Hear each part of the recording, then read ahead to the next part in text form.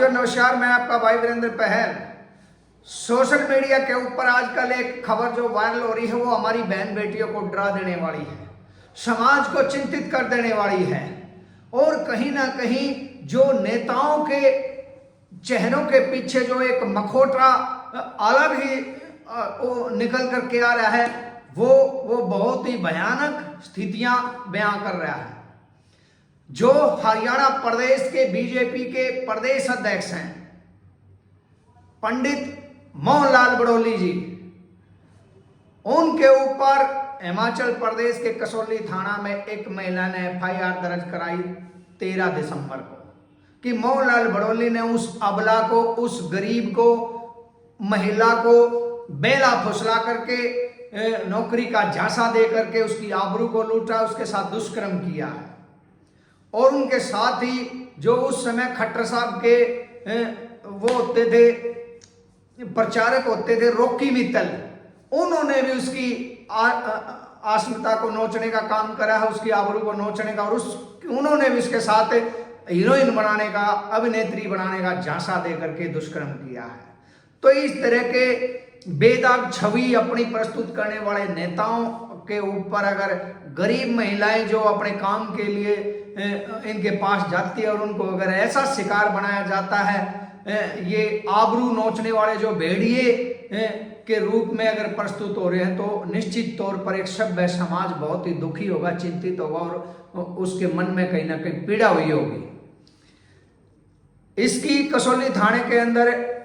FIR दर्ज हो चुकी है। ना केवल ये आरोप है बल्कि पुलिस ने इसकी केस दर्ज कर लिया है, और इतने बड़े नेता के ऊपर किसी ने आरोप लगाया और उसकी एफआईआर दर्ज हुई है, तो ऐसे ही पुलिस, ये कोई आम बात नहीं है।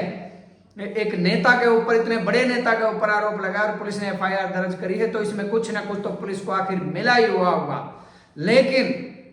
हम समाज की चीजों को देखते हैं तो जब पता चलता है कि इस तरह से गरीब महिलाएं, अबलाएं ऐसे नेताओं का शिकार हो रही हैं और मीडिया का मुंह को बंद कर दिया जाता है, टेप लगा दी जाती है, मीडिया बोल नहीं रहा है, तो कौन इन अबलाओं का, इन महिलाओं का, बहन बेटियों का कौन रखवाला होगा, जिनसे उम्मीद और आशा लगाई जाती है। अगर वही लोग इनकी आबरू के हत्यारे बनेंगे, इनके साथ दुष्कर्म करेंगे, तो देश कहां जाएगा। बेटी बचाओ बेटी पढ़ाओ वास्तव में मोदी जी के मुंह से निकला था एक बार, चाहे गलती से निकला था कि बेटी पठाओ, तो ये कहीं ना कहीं बेटी इस राज्य में सुरक्षित महसूस कर रही हैं, ऐसा देखने को मिला है। इस बात में कितनी सच्चाई है, कितनी झूठ है, ये इसकी हम कोई पुष्टि नहीं करते हैं कि कब क्या न्याय में जाएंगे, क्या होगा, इस केस को दबा दिया जाएगा, इस केस में कितनी सच्चाई आएगी, मना लिया जाएगा या झूठा पाएगा, इसके बारे में हम कुछ नहीं कहते। लेकिन देश के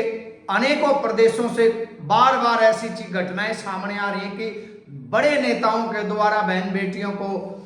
अपनी हवस का शिकार बनाया जाता है और फिर प्रशासन, शासन और सरकार का दबाव डाल करके उनको केस वापस लेने के लिए मजबूर किया जाता है, समझौता करने के लिए मजबूर किया जाता है, या फिर उनके परिवार को और उनको मेट दिया जाता है। इस तरह की बहुत सारी खबरें हमने देखी हैं। ऐसा इस खबर में क्या निकल करके आएगा, ये देखने की बात होगी। और इस खबर के ऊपर